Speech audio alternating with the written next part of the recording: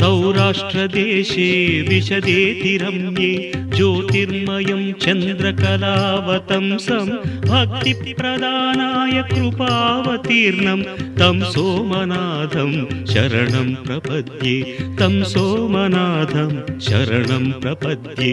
श्रीशैलसङ्गे विबुधातिसङ्गे तुलाद्रितुङ्गेऽपि मुदा वसन्तं तमर्जुनं मल्लिकापूर्वमेकं नमामि संसार समुद्रसेतुं नमामि संसार समुद्रसेतुम्।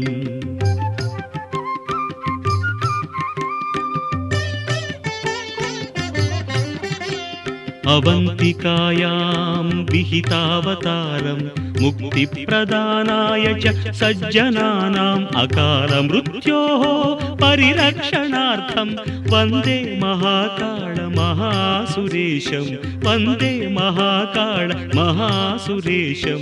कावेरिका नर्मदयोः पवित्रे समागमे सज्जनतारणाय सदैव मान्धाद्रिपुरे वसन्तम् ओङ्कारमीशं शिवमेकमीडे ओङ्कारमीशं शिवमेकमीडे।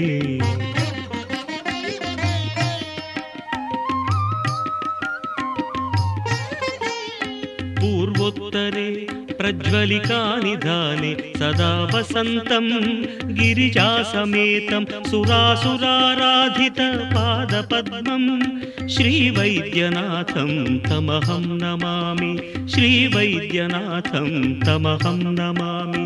याम्ये सदङ्गे नगरेति रम्ये विभूषिताङ्गं विविधैश्च भोगैः सद्भक्तिमुक्तिप्रदं ईशमेकं श्रीनागनाथं शरणं प्रपद्ये श्रीनागनाथं शरणं प्रपद्ये।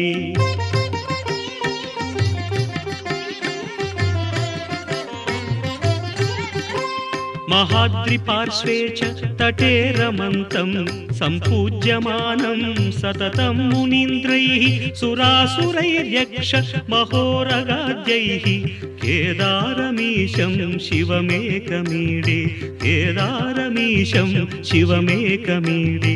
सह्याद्रिशीर्षे विमले वसन्तं गोदावरीतीरपवित्रदेशे यद्दर्शनात् पातकम् आशुनाशं प्रयाति तं त्र्यम्बकम् ईशमीडे प्रयाति तं त्र्यम्बकम् ईशमीडे।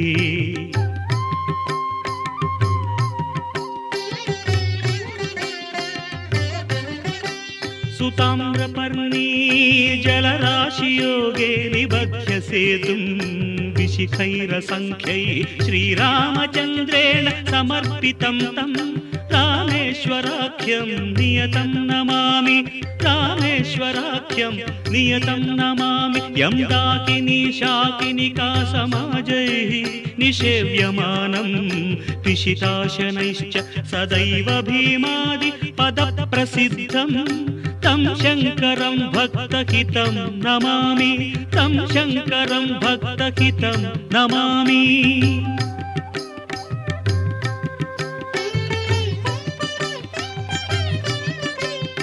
सानन्दमानन्दवने वसन्तम् आनन्दकन्दं हतपापबृन्दं वाराणसीनाथमनाथनाथं श्रीविश्वनाथं शरणं प्रपद्ये।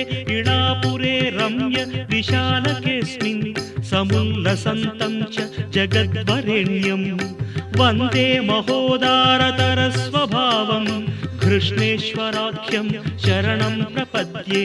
ज्योतिर्मय द्वादशलिङ्गकानां शिवात्मनां प्रोक्तमिदं क्रमेण स्तोत्रं पठित्वा मनुज्योतिभक्त्या फलं तदालोक्य निजं भजेच्च फलं तदालोक्य निजम्।